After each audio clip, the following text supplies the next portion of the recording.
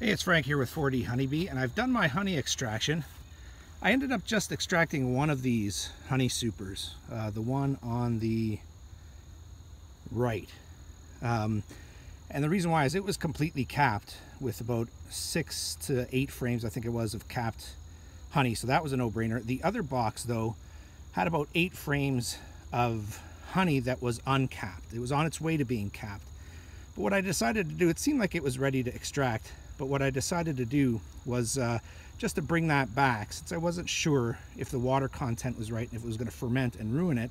I decided to bring this box back and feed it to my weak hive, which I'm going to have a quick inspection of to make sure that they're hatching brood. They had 5 frames of brood that is set to hatch, so it should be strengthening quite nicely before the winter. I will put the extracted frames back in the strong hive to let them clean it out. There's also a couple frames already in there that had brood on them, so I've got to rearrange that just so that they can just clean up those frames. And then I'm going to give them about another week to 10 days, I'd say, of letting them have this honey and feeding them. And then we're looking at a hive treatment for all the hives, and then getting ready for winter. So that's about it. We'll see how this goes now. Again, not using my regular camcorder, so hopefully the quality will be acceptable here. But we'll start with this hive because it's the weak one, and I hope to be able to just open it up and give them that 8-10 frames of honey that they can then use to get ready for winter. I tried feeding them, and it's been more or less a disaster. High bee mortality, and I can't really say why that is. I'm using a feeder that has never killed a bee before in the 7 or 8 times that I've used it over the last couple of years. But again, this hive has been very problematic, and if any hive is going to die because of feeding, this hive is it. That's pretty amazing now. They've actually cleared out all those dead bees, so there are no dead bees left in it. But anyway, I'm going to remove this feeder, replace it with the actual frames, and hopefully they will enjoy that. I don't see why not.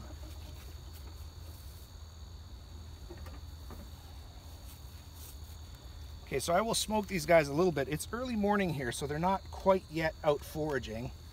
And these bees have been great, but last time I came out, I was just doing a minor bit of work on them, so I didn't wear my protection. Of course, that's the time they got nasty. It wasn't this hive, it was my very strong hive, but it doesn't matter. Once you get multiple stings, you tend to go back a bit. I still am not wearing gloves, as you can see, but and for next year I would like to, instead of wearing the bee suit, just wear a shirt and a bonnet. So just checking them out here, looking for the queen just in case. She might happen to be on this lid.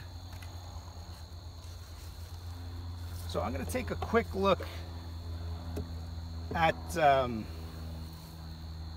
couple of frames up top here. Again, there seem to be a good number of bees, and that's really never been the issue. Even though this hive was queenless for the better part of a couple of months, there were still always a good number of bees in the hive. So that's why I've really taken maximum efforts to try to save this hive, because the likelihood, if I could get a right laying queen in there, I thought the likelihood of saving it was quite good because of that. Now, I rearranged frames last time out. Wow, looks like they're still building honey on this frame, which is what we want. Outside frame, you want them to fill it with honey.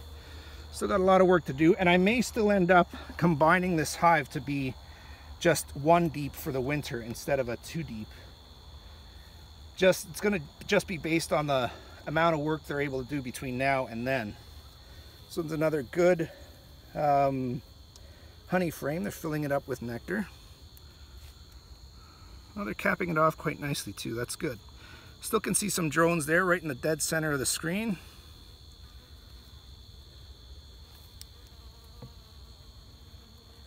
And again, what I'm looking for is to see how they're arranging this hive as far as nectar versus brood versus nesting space. It had been a mess. I rearranged it and it looks like it's getting a lot better. So this is another frame full of honey right now, or nectar. They're in the process of capping it off, which is good. Ideally, I would like to see, you know, 8 to 10 frames of honey in this top box, and then maybe 4 frames in the bottom box. This is a very light brood frame, but you can see eggs and larvae on this side, and on this side, let's see what we got. On this side, it looks like honey and pollen.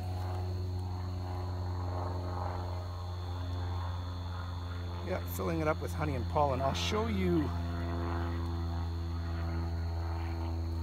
the larvae if I can see them on this side.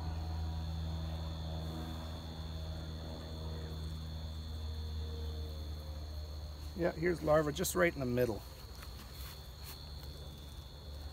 And they're starting to cap it off, which is good. It's good that they're laying in the top brood box as well. They weren't. These were empty frames that I had put in about 10 days ago. So the queen had 5 frames of brood down below and a few empty frames to work with in the upper brood box as well. Now this frame is heavy. Let's figure out what it's heavy with. Hey, it's Frank here at 4D Honeybee. I'm with my weak hive and just trying to help the survivability for winter. I've counted 5 frames of brood in the bottom chamber with some good amounts of pollen and okay amounts of honey, but still on the low side as far as what I think they'll need to get by with honey. So I'm going to support this hive yet again. I extracted 2 supers from my healthy hive, but one super was full of capped honey. The other super was full of nectar and honey that looked like it was ready and kind of tested like it was ready, but I didn't want to take the chance on it. So instead of taking that questionable honey super and extracting it, or doing a proper moisture content test, I just decided to bring it back and put it on top of this hive, which is the weak hive, so that they can feed off it at their leisure.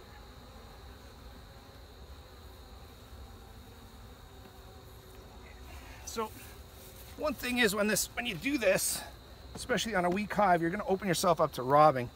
You can see one guy there that's going to want to do some robbing. That's some kind of a hornet. Well, he was until I squished him. But what I'm going to do as well is put a hive reducer on the front of this hive so that they can better defend it. And I will also close off the top entrance. All right. After today, heat and ventilation shouldn't really be an issue.